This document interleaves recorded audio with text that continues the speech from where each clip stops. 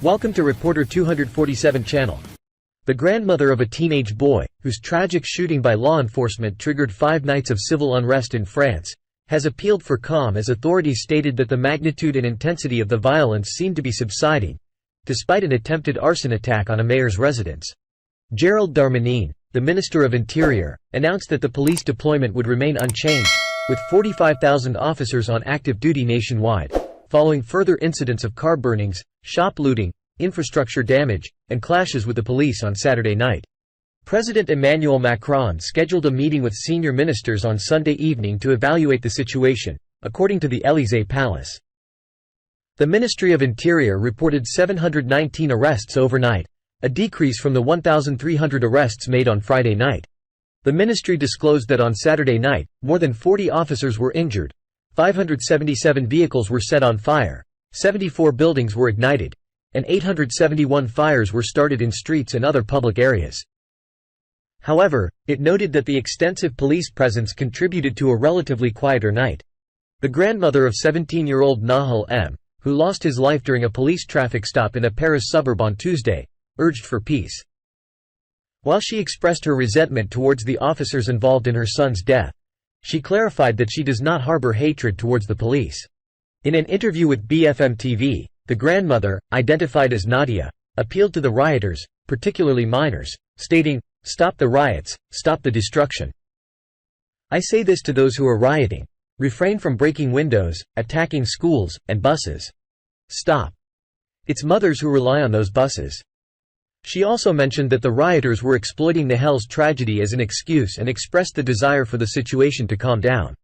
The most serious incident on Saturday night involved rioters driving a burning car into the residence of Vincent Jeanbrun, the mayor of La Haye-les-Roses, located approximately 9 miles, 15 kilometers, south of Paris, around 1:30 a.m. While Jeanbrun was not present at the time, his wife and one of his 2 children, aged 5 and 7, sustained injuries while fleeing the scene. The attack is currently being investigated as an attempted murder, as per the local prosecutor. Elisabeth Borne, the Prime Minister, accompanied by Darmanin, visited the town on Sunday and strongly condemned the intolerable attack, assuring that those responsible would be held accountable. Although the overall situation was significantly calmer, the attack was particularly shocking, Borne remarked. Politicians from all parties expressed their outrage and planned demonstrations in support of the affected mayors across France on Monday. Aside from that, the level of violence was relatively contained on Saturday, with no major clashes or incidents reported. Le Monde described it as the first relatively calm night after 4 nights of intense activity, cautioning that the respite might be temporary. The Paris police chief cautioned against assuming that the unrest had been completely quelled, stating that although there was less damage, they would remain vigilant in the coming days. Laurent Nunez stated, "We are very focused. No one is claiming victory." Marseille witnessed the most significant confrontation, as police used tear gas and engaged in street battles with youths, many of whom were in their early teens, before finally dispersing them late at night from the central Canebière Avenue. Sporadic clashes and multiple arrests also occurred in Nice and Strasbourg, but compared to Friday, fewer incidents and arrests were reported in most cities. Lyon saw the deployment of armored personnel carriers and a helicopter by the police. With over 7,000 officers deployed in the Greater Paris region, including the central Champs-Élysées, which saw calls for gatherings on social media, the avenue was secured by security forces conducting spot checks, and shop facades were boarded up. Several towns implemented demonstration bans and imposed overnight curfews, while bus and tram services throughout the country were ordered to cease operations by 9 p.m. at the latest. The sale of large fireworks and inflammable substances was also prohibited. Macron called on parents to take responsibility for their children, while the Justice Ministry revealed that 30% of those arrested were minors, and the average age of those arrested was 17, according to Darmanin. Nahal's funeral proceeded peacefully on Saturday in the Paris suburb of Nanterre, where he resided. The teenager, of Algerian and Moroccan descent, had a prior history with the police for non-compliance with traffic stops and was driving illegally, according to prosecutors. A 38-year-old police officer has been charged with voluntary homicide in connection with the shooting and is currently in custody.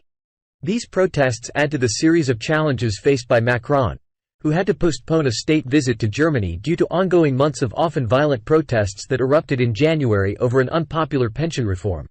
This is the second time this year that the French president has had to cancel a high-profile engagement due to domestic issues, following the cancellation of King Charles's planned state visit in March. The unrest has garnered international concerns as well, as France is set to host the Rugby World Cup later this year and the Paris Olympic Games next summer. Countries including the UK, China, and the US have advised tourists to avoid areas affected by the riots. The shooting of the teenager, captured on video, has reignited long-standing grievances from marginalized urban communities, characterized by poverty and racial diversity, regarding police brutality and racism. Macron has denied the existence of systemic racism within French law enforcement agencies. Additionally, there is a broader sense of anger in the country's most deprived suburbs, where inequalities and crime persist, and political leaders have failed to address what some describe as geographical, social, and ethnic apartheid.